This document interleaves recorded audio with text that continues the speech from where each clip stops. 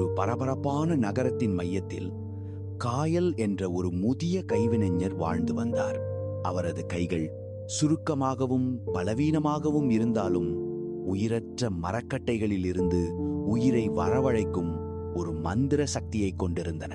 அவர் தனது நாட்களை ஒரு சிறிய தூசி நிறைந்த பட்டறையில் விலங்குகள், பறவைகள் மற்றும் புராண உயிரினங்களின் சிக்கலான உருவங்களை செதுக்கி கழிப்பார். ஒரு வெப்பமான மதியம் தனது ஆடம்பரமான வாழ்க்கை முறை மற்றும் புத்திசாலித்தனமான வணிக ஒப்பந்தங்களுக்காக அறியப்பட்ட வலேரியஸ் என்ற ஒரு பணக்கார வணிகர் காயலின் எளிய பட்டறைக்குள் நுழைந்தார். தங்கத்தின் மினுமினுப்பிற்கும் பட்டின் பளபளப்பிற்கும் பழக்கப்பட்ட அவனது கண்கள் தூசி படிந்த அலமாரிகளை ஒருவித இளக்காரத்துடன் நோட்டமிட்டன. அவர் நேர்த்தியாக செதுக்கப்பட்ட ஒரு சிறிய மர நைட்டிங்கேலை எடுத்தார். அதன் இறக்கைகள் பாடும் தருவாயில் பாதி விரிந்திருந்தன. இந்த சிறிய பொருளுக்கு என்ன விலை? அது ஐயா எனக்கு மிகவும் பிடித்தமான ஒன்று. நான் அதை விடியலின் பாடல் என்று அழைப்பேன். அதற்கு 10 வெள்ளி நாணயங்கள் கேட்கிறேன். 10 வெள்ளி நாணயங்களா? ஒரு சாதாரண மரத்துண்டிக்கா? நான் உனக்கு 5 தருகிறேன். ஒரு செப்பு காசு கூட அதிகமாக தரமாட்டேன்.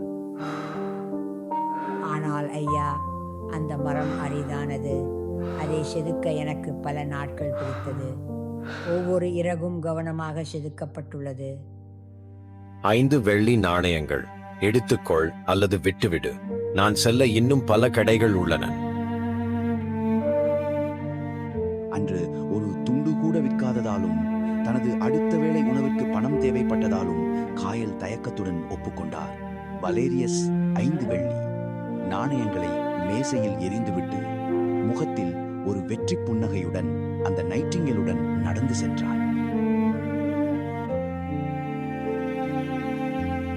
அன்று மாலை வலேரியஸ் தனது சமீபத்திய வெற்றிகரமான வர்த்தக முயற்சியை கொண்டாடும் ஒரு பிரமாண்டமான விருந்தில் இருந்தான். அந்த மண்டபம் வண்ணங்கள், இசை மற்றும் சிரிப்பால் நிறைந்திருந்தது.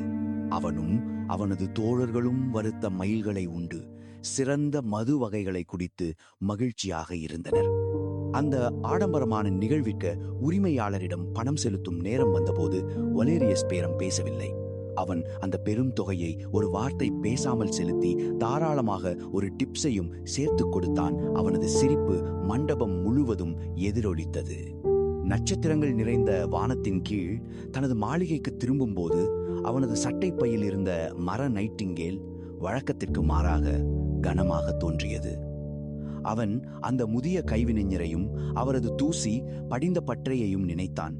முதல் முறையாக அவனது தன்னம்பிக்கை நிறைந்த இதயத்தில் ஒரு சந்தேக கீறல் விழுந்தது. தனது கைவினை திறனில் தனது ஆன்மாவையே ஊற்றிய ஒரு மனிதனிடம் சில வெள்ளி நாணயங்களுக்காக பேரம் பேசியிருந்தான். ஆனால் ஒரே இரவின் களியாட்டத்திற்காக ஒரு பெரும் செல்வத்தை வீசியிருந்தான்.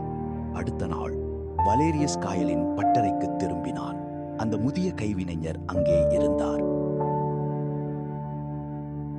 உங்கள் மேலும் சில படைப்புகளை பார்க்க வந்துள்ளேன். வாருங்கள் ஐயா.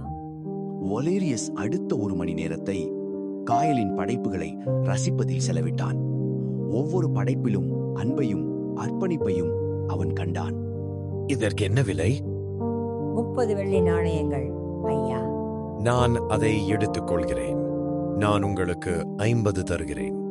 காயல் அவனை நம்ப முடியாமல் கண்கள் விரிய பார்த்தான். வலேரியஸ் இந்த முறை உண்மையான புன்னகையுடன் 50 வெள்ளி நாணயங்களை அந்த முதியவரின் கையில் வைத்தான். பட்டறையை விட்டு கழுகுடன் வெளியேறிய போது வலேரியஸ் இதற்கு முன் அறிந்திராத ஒரு மனநிறைவை உணர்ந்தார்.